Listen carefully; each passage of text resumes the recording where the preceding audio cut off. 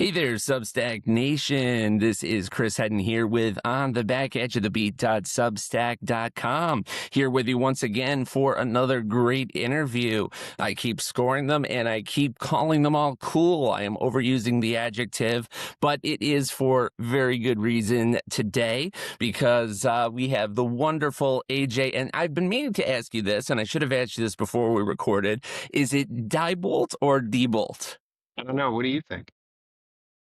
That was my concern. I was thinking Deiboldt, but I meant to ask and That's it. totally forgot to.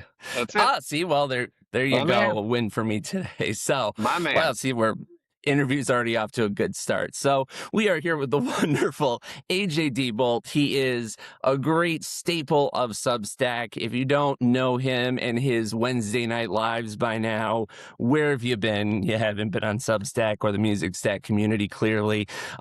You can see him there, of course, and more importantly, you can listen to him on his excellent, superb new EP entitled Demolition.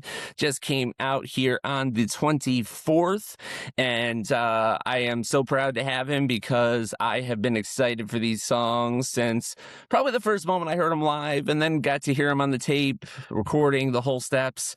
And well, enough of me blathering. It's just cool to have you here, man. Thanks so much for doing it. Hey, appreciate you, man. It's good to be here. And I loved your intro here. Well, I love the whole thing you got going on. yeah, it's a vibe. You get kind of in a role, and it's the old radio station training kicking in, I I, think, I coming was back to gonna me. say there's a little bit of Dr. Johnny Fever going on here. If you've Yes. And up next, we have a really special player coming your way at the 9:15 mark, like, yeah. but anyway, yeah, it is so super cool to have you here because I mean, in addition to the music, of course, you were one of the first few people I think I connected with when I got started on this site, David Baldwin as well, and I'm sure there are other people as well, but your guys' names are always the first two that come to mind. So it's kind of cool to be able to kind of transition into not only actually not just speaking message to message, but also to get a real sense of who you are musically. And I guess that's probably as good a place to start as any. Who is the musician AJ Deiboldt, and what do we need to know about his background and where we are today? Well, man, I've done a lot of different things throughout my musical life. I mean, I started out like as a kid taking piano lessons, like a lot of people. I moved into playing trumpet when I was in fourth grade and did that all through high school. And once I got to college, I actually, it's funny because I wanted to be in radio when I got to college, and everybody thought that I was going to be like a music major, and they're like, "Oh, you're going to be a music teacher or something, right? Like your parents?" And like, no, absolutely not. That's not going to happen. So, I mean, I was into like a lot of morning shows and stuff, and Howard Stern, Don and Mike, that kind of thing. And so that was kind of what I wanted to do. I wanted to be like a radio guy. So I started out in communications when I first got to college, and I think I was there a semester, and I was like, I gotta get back into music. I gotta start doing some music again. So Radio has that effect on people, I find. the thing was is that it was all like fundamentals classes, really. It's like there wasn't really anything about radio at that point. I mean, I took some good classes. Like I took a public speaking class that was really good, and um, but I was like, I got to get back into music. So I'm going to be in radio, just not as a DJ. It'll be, my music there, hopefully. So I ended up getting back into the music thing, and I wound up. So I auditioned on two instruments when I was there.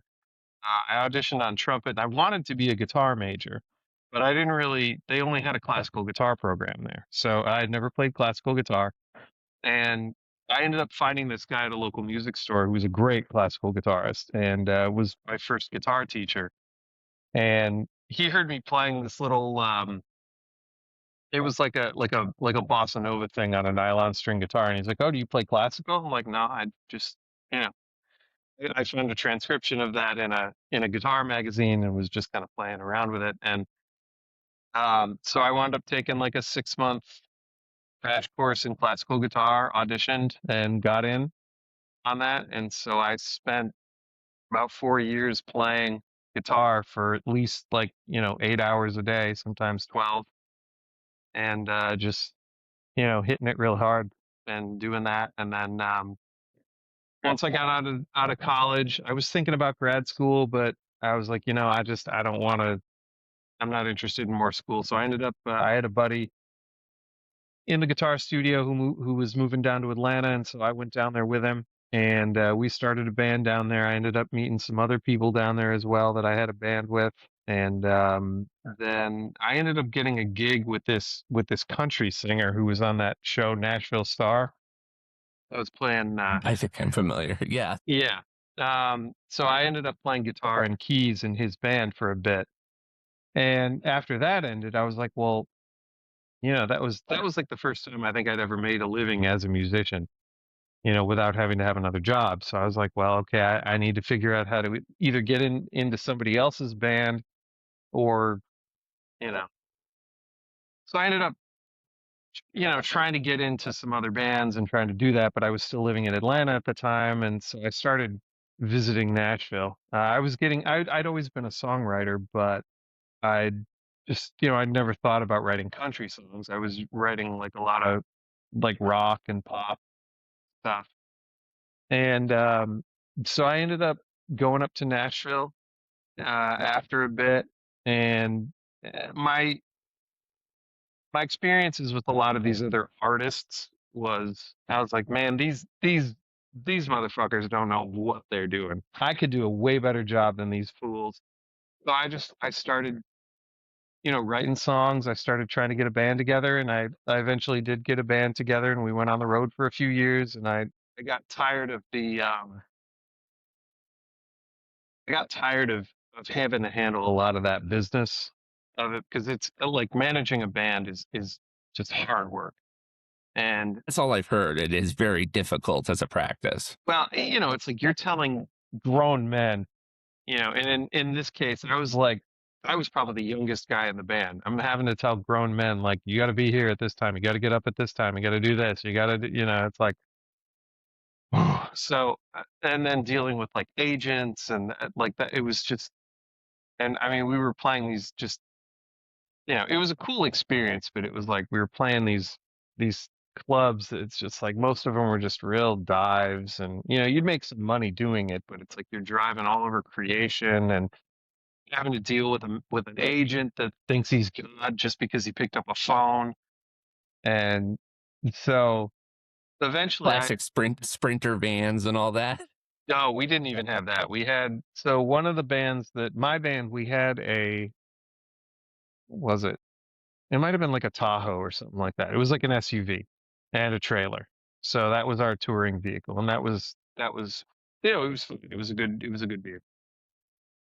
Um, but anyway, yeah. So after all that, I ended up coming back and just trying to work on my studio chops, trying to work on recording and production stuff, and ended up going full time with that in I would say about 2014. Been doing that ever since.